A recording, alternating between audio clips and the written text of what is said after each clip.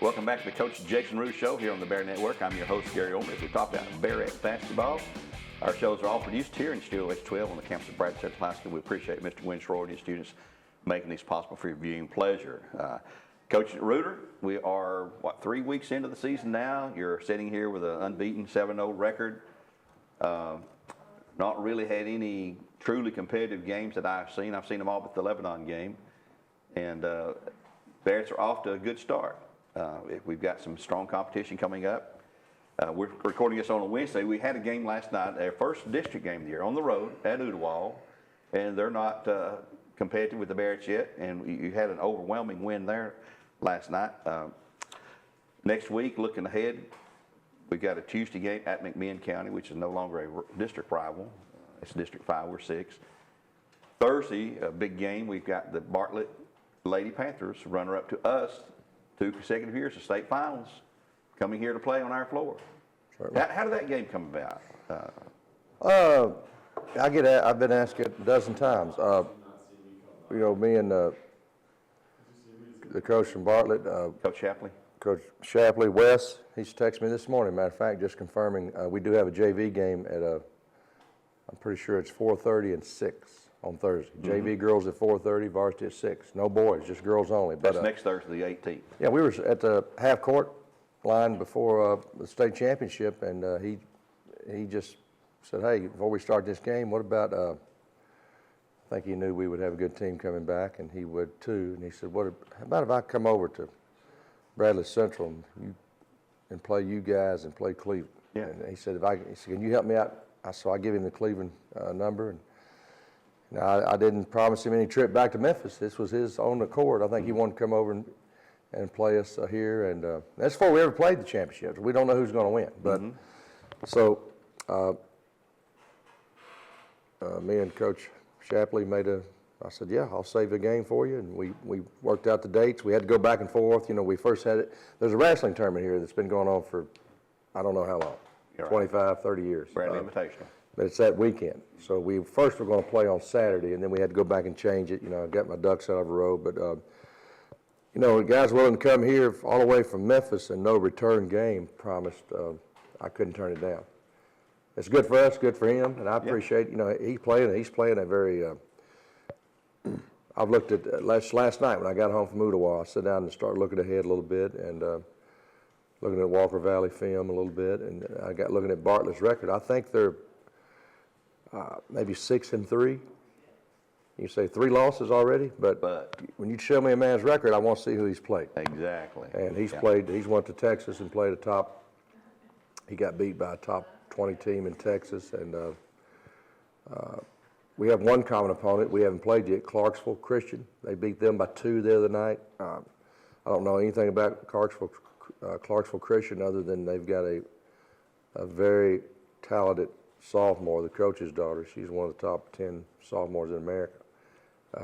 Her last name's Hassel, Trent Hassel. Her dad played in the NBA a little while, and so yeah, I'm getting out of line here, Gary. But that's how the game came about, and right there at half court, right before tip-off, and so I'm looking forward to it.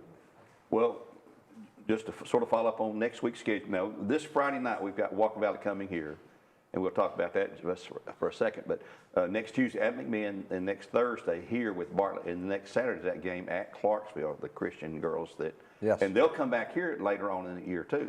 Yes, somewhere I can't remember, maybe in late January. Yeah, they're coming back. back. Late January there. But looking back at last night's game, your district opener at Udawal, obviously we were a heavy favorite going in there, and you had the luxury of playing everybody who dressed, I think, and they all played well. Jada Francis come off the bench, and she lit up 10 straight points there at one point in the second quarter. Yeah. Leading scorer for you last night. She also had 5 steals, and she hit the boards for 4 rebounds. So she had a pretty complete game there. No turnovers for her, 3 assists. I mean, you couldn't ask more. All right, well, like your record, sometimes who you're playing is relevant, and Udawal is a little down right now. They started 2 or 3 freshmen last night. But Jada came in. Nevertheless, sometimes, you've got to do the job no matter who you're playing, and she came off the bench. Now, the biggest thing to me, Gary, she was 7 for 8 from the field. Mm-hmm. astronomical numbers. Sure. Now, they're all around the bucket, but you know what? You got to make them, though. That's what you said. Well, that's where we want to shoot it. Yeah. Now, I know you haven't coached basketball, but if you had a team and they said, hey, you can shoot 2-footers or shoot 20-footers open, which one are you going to take? Yeah. Now, inside there's traffic and there's reaching and block shots and all that, but I would give out the MVP to Jada last night. I don't have the box score in front of me. I'm looking at our season stats here in front of me, but 7 for 8 from the field, no turnovers in 16 minutes? Yeah. She played quite well. That is averaging a point a minute. So that sometimes you got to look at the production per time. You know, I tell my girls this, they hear this at least once a week from me, you know, numbers can be tweaked around any way you want to tweak them. Like sometimes you can get in a game late and score some buckets, but you may be playing against the other team's JV. So this may not be relevant. But Jada played in the first half. Matter of fact, she was 5 for 5 in the first half. But very proud of her. She just played a JV game at 3:30 right before that. So she got double duty. A lot of people don't realize when they showed her a varsity game, many times we've had a JV game hour and a half before. So only disappointment I had last night, we turned the ball over a little too much against Ottawa. We had 13, we had 8 at halftime. But other than that, I have no complaints. Shot the ball well, 22 assists on 31 buckets. That's amazing. That tells you you're sharing the ball. Yeah. And that's something we preach. Not caring who scores. Well, we want the best shot. Yeah. Now, Tatiana Stovall is a great player, but she's not a great three-point shooter. And right now, she's got the green light. She's got an open one. But if it's cheeses on the cracker, now if I'm wanting somebody to get the ball inside, it's Tati or Kimura. Defensively, we know where she stands. So everybody's shot is not the same. It depends on what your role is on this team. But I think at this point, we know our roles. You mentioned Kimura. She sat out last night's game with a little muscle tweak in her leg, probably, I guess you said it was. Yeah, just a little tightness in a hamstring there, and she could have played if we had to, and she went and saw Dr. Spangler Monday morning, and he gave her the okay to play, but just said, you know, limit her minutes if you can. No exact, but we talked about it, and we just thought me and Kimura put our heads together. She's a competitor. I mean, as soon as the game was over at Ottawa, we walked through the handshake line, and she doubled back and said, "I'm practicing tomorrow, Coach." And you know, it's hard. That's kind of attitude to like. Well, when you sit on the bench over there and you watch people play, and you're a competitor and you're a baller, if you're a baller, you're like, I want to be out there. Now, if she was hurt bad, we wouldn't have her out there. But we'll look at her today in practice, but I'm about 90% sure she'll play Friday night. Another stat that jumped out at me there, rebounding.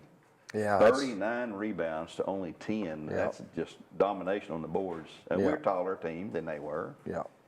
And more physical. And I think that's one of the things about our team that you don't see that kind of domination. And we were a stronger, more physical team. But I've been told by other people that have seen our team, said, boy, your girls, you can tell they work out because they're physically, you can see in their legs and arms, you know, that they work out with weights and things, and they're strong. And that's a huge benefit and help when you're in there fighting for those rebounds or trying to push through the, you know. Oh, yeah. The game has evolved. You know, when I first started coaching, I was coaching boys 31 years ago. There weren't very few girls basketball teams were lifting weights. But I've watched that evolve right in front of my eyes. And if you're not lifting weights, then you're not going to win state championships anymore. I mean, it's just times have changed. But, you know, and that's just one, you know, it's a little bit like baking a cake, Gary. You got to have the egg, you got to have the flour, you got to have the sugar, you got to have all this stuff.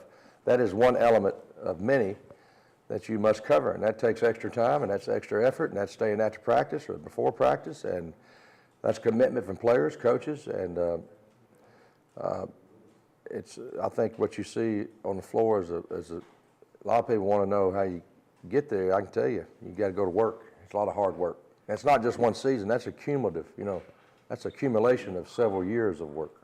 Yeah, and the old saying, you know, if you're not willing to do that, the team's going to beat you. We'll do that, and that's the team that'll beat you there. You've got your year-to-date stats there, and I'm off the top of my head, I think we got about 4 starters in double-figure scoring-wise. You're right on. Yeah, Kimura's averaging 20.2, and we got Harmony Ware averaging 16.3.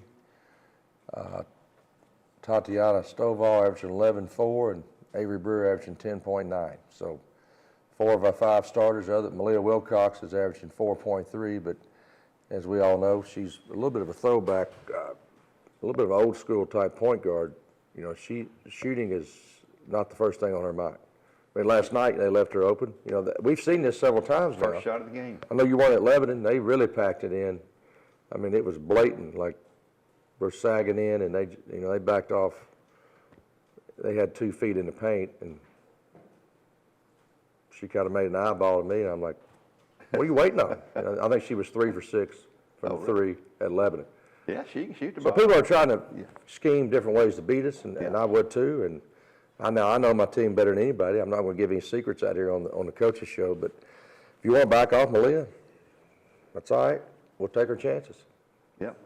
And she runs it. She's what we call the quarterback. You know, she's out there, picks up the play, and you come down the floor and sets it all up and executes the game plan there. And turned it all over a little too much last night. She was battling a little shoulder injury. People don't know that. She took a little bang in practice the day before, but that's a fine line between getting your team ready and keeping, you know, I don't have an answer other than be smart. You got to practice hard. You know, you shorten your practices later in the year. yeah. You don't run them to death the day before a game. There's all these things you do, but, you know, if you don't ever drive, Gary, you'll never have a car wreck. But you must drive to get around. And so there's just casualties, and you've heard me say 1,000 times, I just pray one prayer for my team, just keep us healthy, and whatever else happens, we'll deal with it best we can, and I just pray that we stay healthy. I'll take my chances. At this point in the season, you know, as we said, you're sitting here 7-0, you're ranked number 1 in the state, you're ranked nationally by 2 different polls. As you're a teacher here, what kind of letter grade would you assign, two grades?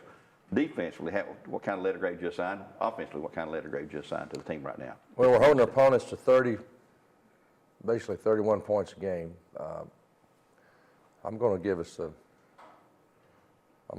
an A on defense, not an A plus. I'll give us an A minus. There's some things we got to clear up a little bit, but offensively, you know, we're averaging 70 points a game. You know, that's a 39-point margin.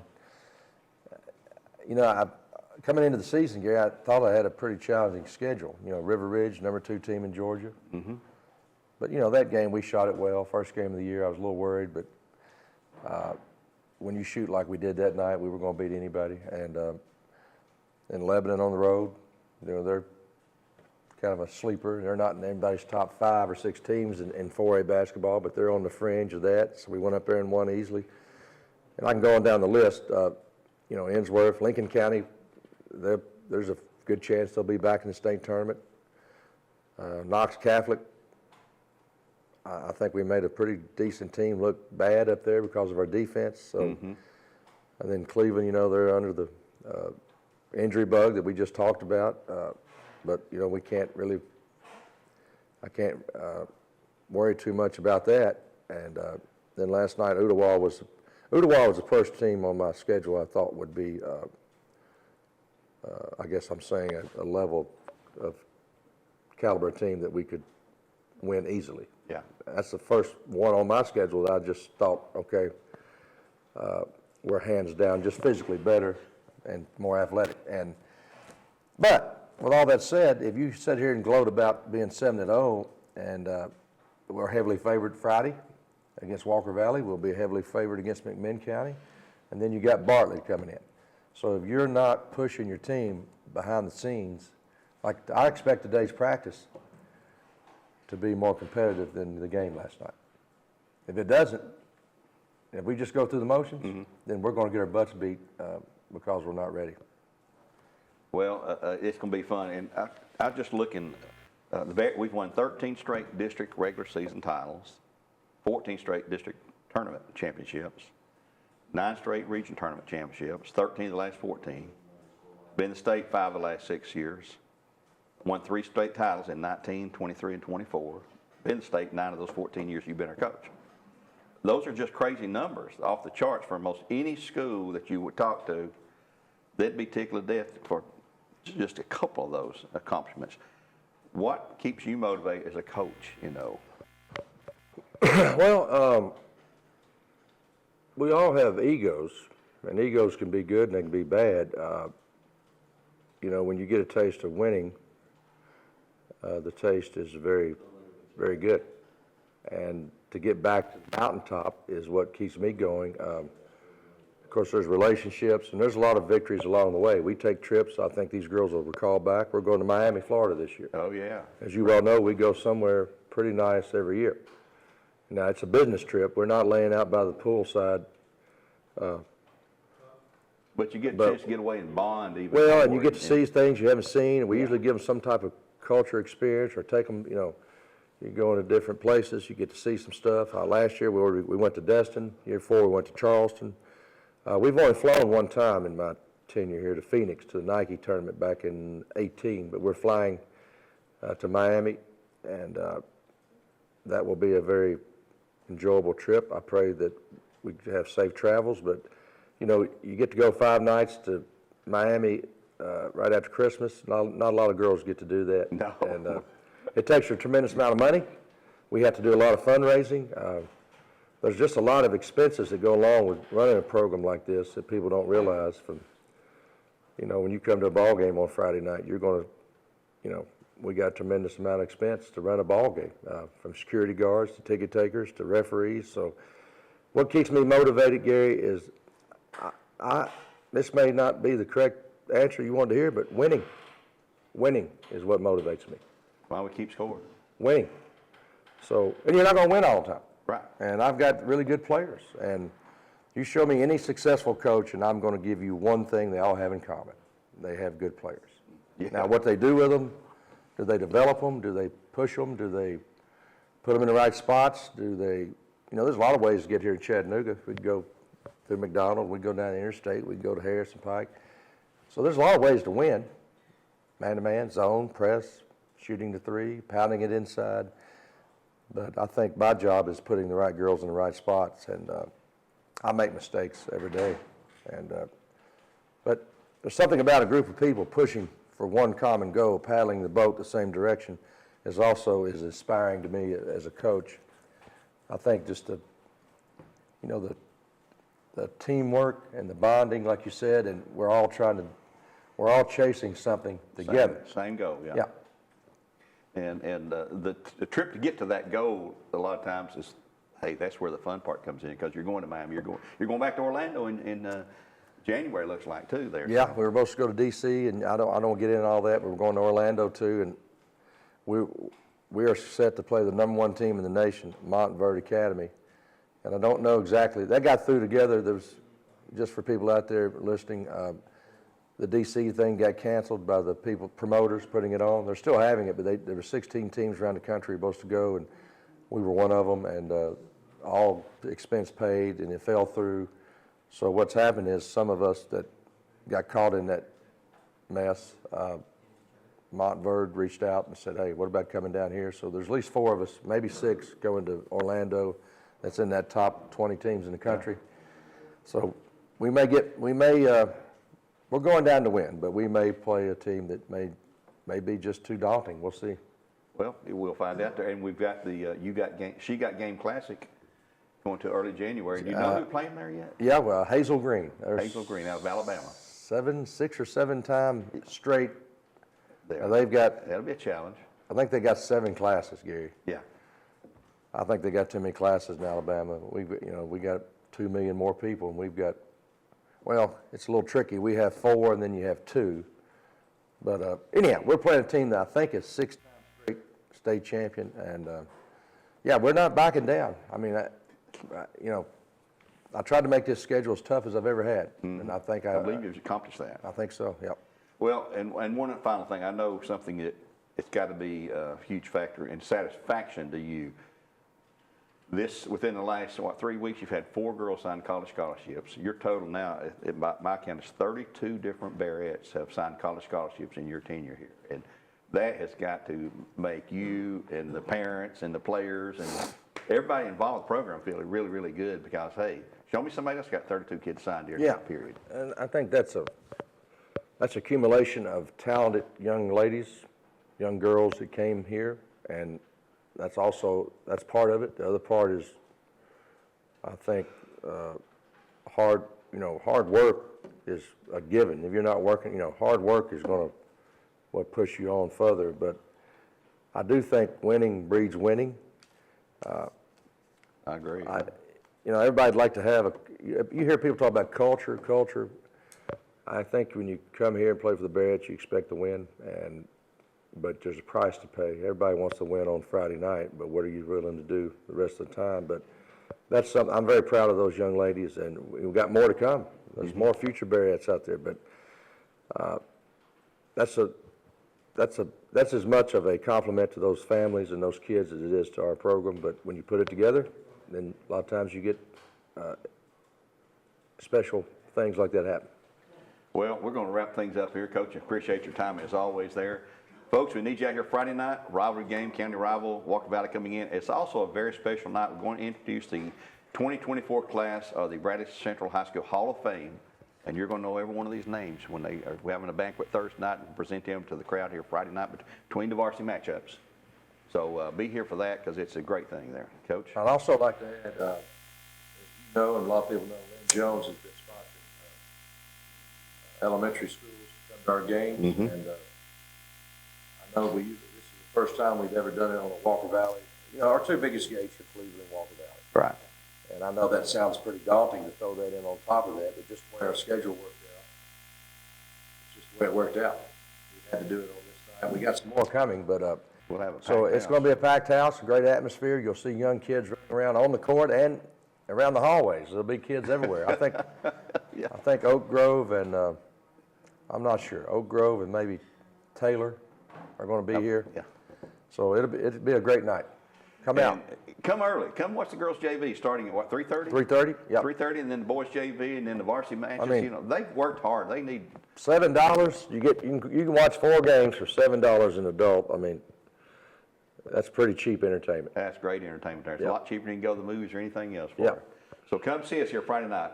Till next time, for Coach Reuter, thank you again, Coach. This is Gary Orme saying so long for now. God bless, and go Barretts.